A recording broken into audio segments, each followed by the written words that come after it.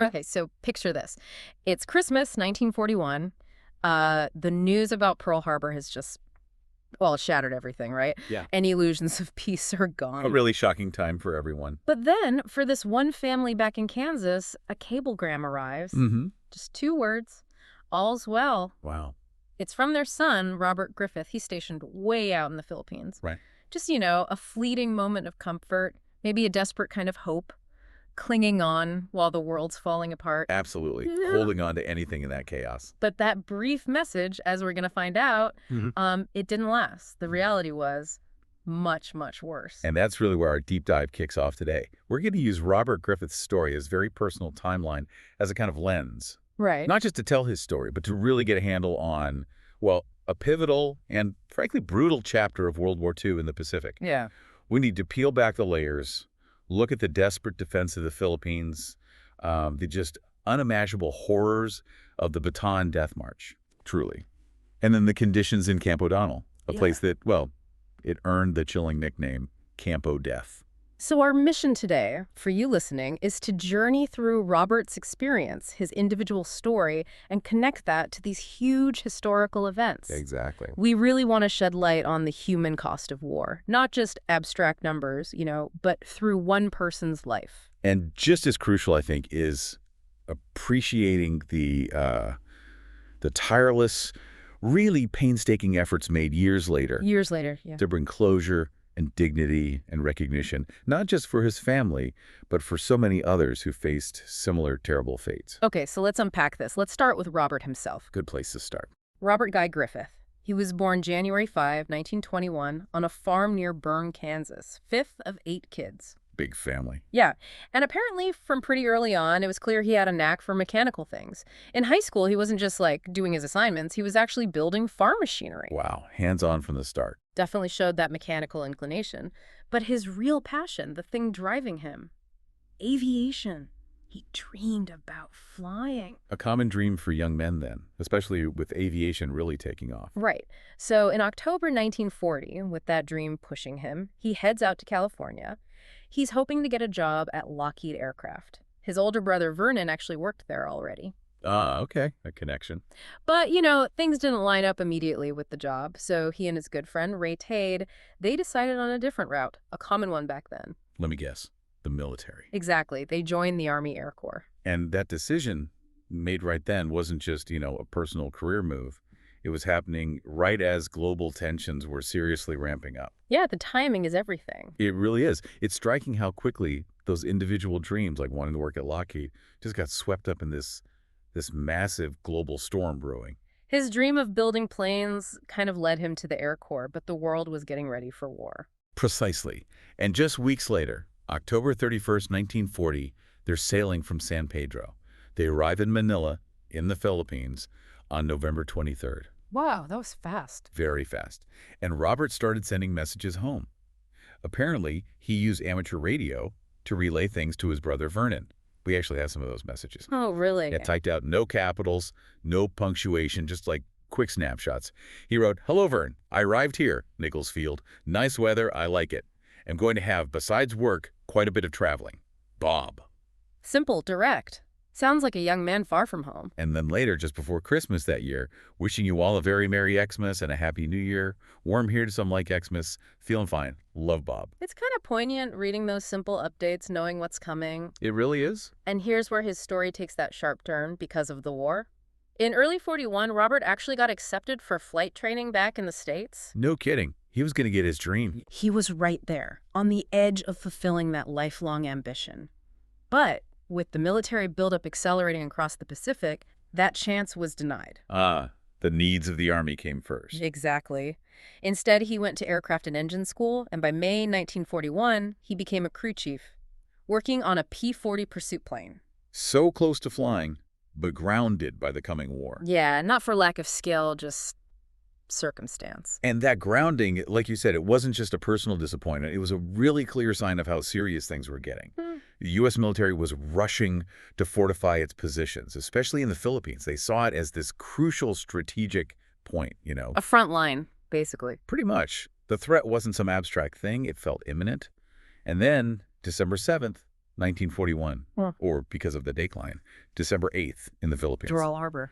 And almost immediately after, the Japanese launched this huge coordinated air attack on Clark Field in the Philippines. Their goal was to just cripple American air power there right away. So Robert's right in the thick of it from day one. Absolutely. Huh. His unit, the 20th Pursuit Squadron, they scrambled. His P-40, other planes, they were moved like 2 miles away from Clark Field to protect them. Trying to disperse the targets. Exactly. And his unit quickly built this above-ground bivouac, just trying to shelter themselves and their equipment. Yeah. But the attacks kept coming. They were forced to evacuate to Nichols Field, still under relentless bombing. Chaos. Pure chaos. Total chaos. And it's in this whirlwind that we circle back to that all's well cable you mentioned. Right. Sent amidst all this. His parents back in Kansas would have gotten it around Christmas time. That message, sent right as the war was exploding around him. It must have been this tiny, flickering candle of hope for them. It makes you wonder, doesn't it? What sustained them? Knowing the world was crumbling where their son was, but having just those 2 words. It's powerful to think about. But as you said, that hope, it was tragically brief. Yeah, the situation on the ground just spiraled downwards incredibly fast. By January 26, 1942, Robert's unit, remember, an Air Corps outfit, they get ordered to the Bataan Peninsula. And their role changes completely. Desperately. They're now serving as infantry, supporting ground forces in what everyone knew was probably a doomed defense. Wow. Air Corps mechanics and support staff becoming frontline infantry. Yeah, think about that. Trained mechanics, maybe pilots in waiting, thrown into jungle combat? What does that tell you about the sheer desperation, the state of that defense? It tells you everything. It shows the complete collapse of conventional strategy there. Hmm. The Air Corps, usually a specialized support group, is being just thrown into the meat grinder of ground combat. Because they had nothing else left. Pretty much. They were overwhelmed by the Japanese advance. And it wasn't just a change of jobs. Imagine the psychological shock. These guys weren't trained for sustained jungle fighting. No. They were pushed way beyond their limits. Yeah. They dug in at a place called Abuke for 3 brutal weeks.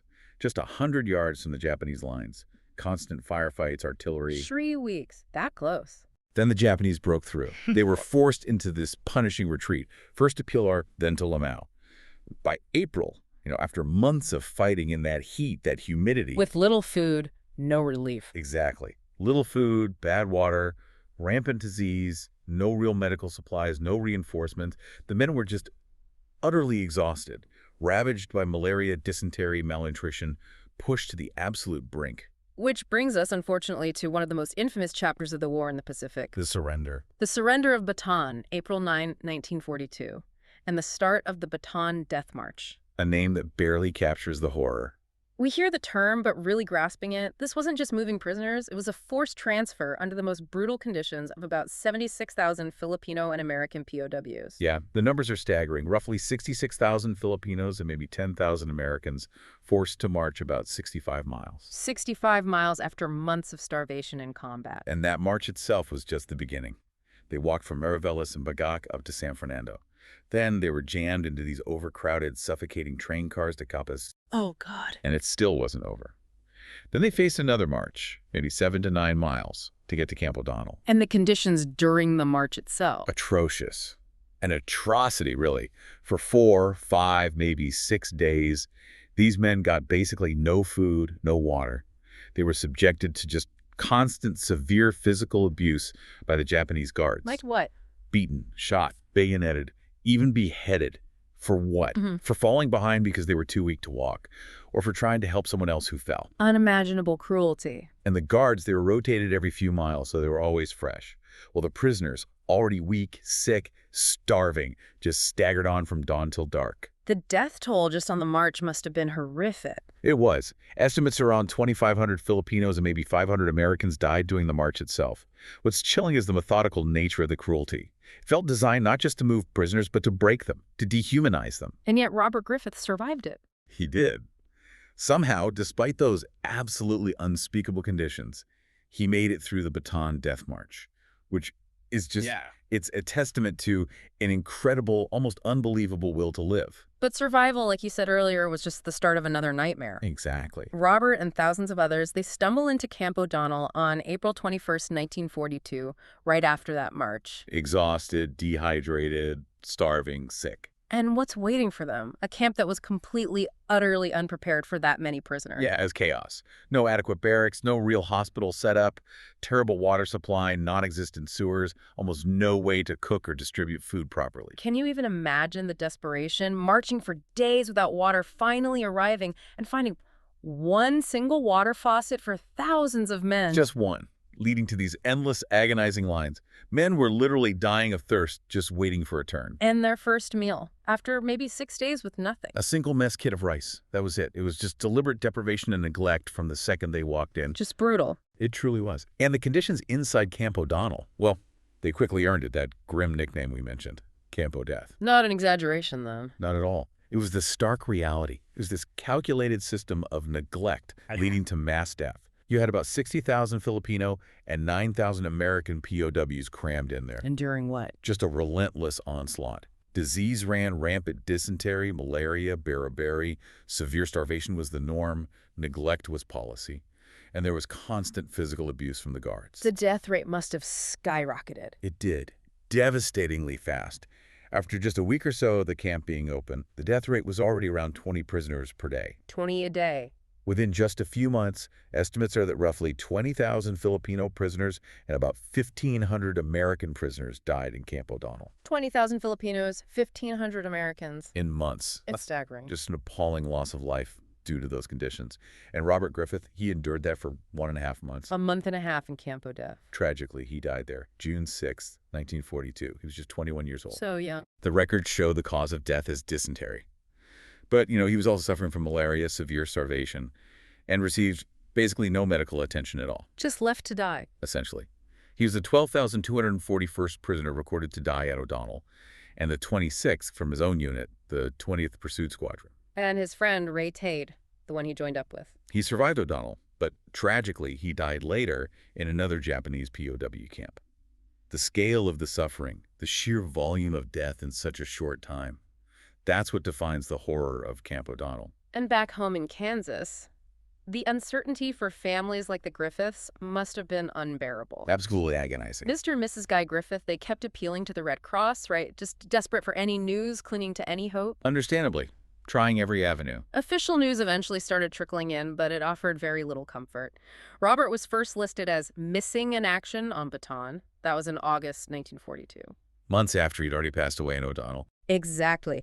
And it wasn't until May 8th, 1944, almost 2 full years after he died, that he was officially declared dead by the military. 2 years.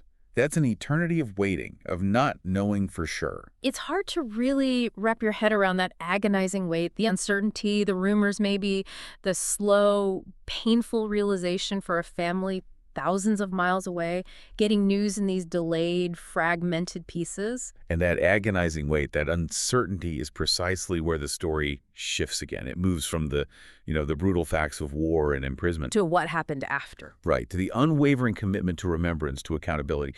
If you connect this to the bigger picture, the story doesn't just end with Robert's death or even with his family's grief. It pivots. It pivots to these tireless, incredibly meticulous post-war efforts to bring closure, to honor the fallen. You had the American Graves Registration Service. That was the military's dedicated unit for recovering and identifying war. The AGRS, yeah. They worked with the Quartermaster Corps, who handled logistics and supplies, but also burials. Together, they took on this immense task, identifying the thousands of unknown dead from places like O'Donnell. A massive undertaking. Huge. Mm-hmm.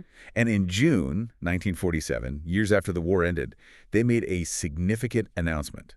They had positively identified 353 American soldiers. Including Robert. Including Robert G. Griffith from Kansas. He was among the roughly 1,600 Americans who had been buried, often anonymously, in Camp O'Donnell itself. That dedication, years later, it's just astounding. What do you think was the biggest hurdle for those identification teams working so long after the fact in probably difficult conditions? Oh, the challenges were monumental. I mean, think about it. The tropical environment, the passage of time causing remains to degrade, the sheer number of unidentified bodies, records may be lost or incomplete. Yeah. Their methodology was incredibly painstaking. It involved over a year of really dedicated research. They cross-referenced any surviving military records, POW rosters. Critically, they interrogated liberated POWs, survivors who could potentially offer eyewitness accounts, maybe identify where someone was buried, or recall details. That must have been harrowing for the survivors, too. No doubt. But perhaps the most groundbreaking tool they used, especially for that era, was dental records. Ah, forensics. Exactly. Dental Corps officers meticulously authenticated dental charts, comparing them to the remains. It was really pioneering forensic work for its time. So each identification was carefully checked. Absolutely. Each potential identification was reviewed by an army board to ensure accuracy. They left no stone unturned. This wasn't just about putting names on graves. It was about establishing rigorous methods. Setting a standard, almost. Yes, it fundamentally reshaped how nations approach identifying and honoring their war dead. It turned anonymous losses into individually recognized legacies and really pushed forward military accountability in this area. And Robert's remains. Robert's remains were among those identified and then reinterred, given a proper resting place with full military honors in the U.S. Armed Forces Cemetery, Manila No. 2, a named grave, finally. A powerful testament to that commitment. And his service, his sacrifice, it didn't go unrecognized, did it? No, definitely not. Posthumously, he received numerous medals. Right, the Bronze Star for heroic achievement, the Purple Heart because he was wounded. The Prisoner of War Medal, obviously, the Good Conduct Medal, World War II Victory Medal, quite a few. And even later, more came through. Yes, much later in 2001. His brother Max appealed and additional medals were authorized, the American Defense Service Medal and the Asiatic Pacific Campaign Medal with the Bronze Service Star. So recognition continued even decades later. And the Philippine government also recognized his contribution with their Philippine Defense Medal. It really underscores the sacrifice within that one family, the Griffiths. 3 of Robert's brothers also served in the military during the war. Wow, 4 sons serving. Yeah, in different places. And his brother Rex, who actually provided a lot of the information for the sources we looked at, apparently still lives in that rural Bern, Kansas area today. Keeping the memory alive. Ensuring Robert's story, and the story of so many others like him, isn't forgotten. So we started this deep dive with just 2 words: all's well. Sent home by a young man, Robert Griffith, who dreamed of flying. A dream that led him from a Kansas farm straight into the fire. Yeah, his journey took him to the brutal reality of Bataan and then the absolute horror of Camp O'Donnell. His story is just such a poignant illustration of the immense, often unseen suffering of individuals caught in these huge historical conflicts. That contrast is so stark, isn't it? His youthful hopes versus the harsh, unforgiving reality of war. It really is. And what strikes me, beyond just the dedication involved in finding and identifying him later, is how those post-war efforts, like using dental records, really did lay some of the groundwork for modern forensic science in conflict zones. That's a fascinating point. They turned what could have just been anonymous losses into this systematic, dignified process. It set a global precedent, really. This idea of never leaving a soldier behind, of accounting for everyone. Even if it took years. Even if it took years, it underscores that even in the midst of all that chaos and brutality, the commitment to individual human dignity can eventually persevere.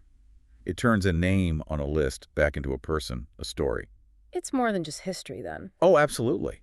It's a testament to the value placed on every single life lost and that enduring human need we all have for closure, for truth, for remembrance. So when we think about Robert Griffith's journey and the incredible effort made to remember him, what does that mean for us listening today?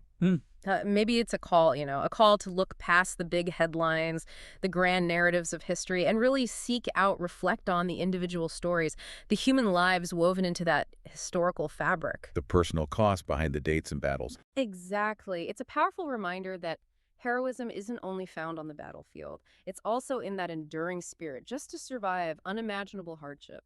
It's in the unwavering hope of families who never stop searching. And it's definitely in the quiet, dedicated work of those who, years later, tirelessly ensure that no sacrifice, no life is ever truly forgotten.